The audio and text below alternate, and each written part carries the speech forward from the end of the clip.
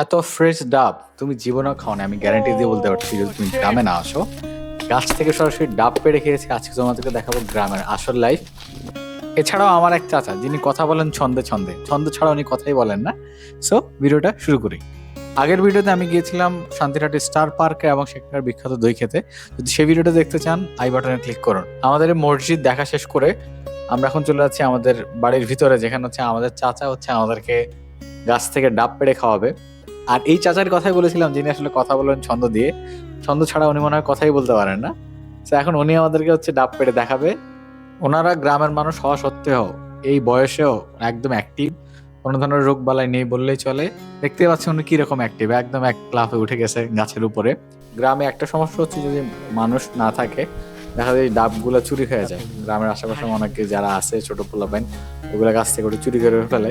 এই যে একসাথে অনেকগুলো ডাব ফুটছে, ভাবছিলাম যে ডাব পড়লে আবার যদি ফাইটা না যায়। তারপরে এই পাশ থেকে এটা ফালাইছে, এগুলো একদম কচি, এগুলোর ভিতরে খুব একটা শ্বাস হয় নাই।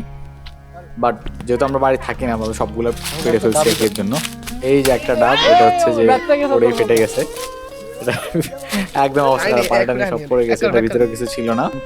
আর এই গাছে যা ছিল সবগুলা হচ্ছে যে আমরা পেড়ে ফেলছি। ডাবগুলো হচ্ছে উপর থেকে ফালানোর কারণে এদিক ওদিক দৌড়াদৌড়ি করছে। এরপরে হচ্ছে আমরা সবগুলা আয়না হচ্ছে এই টুকরিতে রাখছি। এখানে প্রায় 10 থেকে 11টার মতো ডাব হবে। আমি শিওর যে ঢাকা থেকে যদি আপনি এই ডাব খেতে চান, পার ডাব অ্যাটলিস্ট 80 বা 100 টাকা নিচে কিনতে পারবেন না। তো যেটা হচ্ছে গ্রামে এসে ফ্রিতে খাওয়া যায়। তো গ্রামে হচ্ছে এটা একটা মজা, যে আসলে গ্রামে আসলে হচ্ছে ডাব, তারপরে হচ্ছে যে নারকেল, এগুলো খাওয়া যায় একদম ফ্রিতে।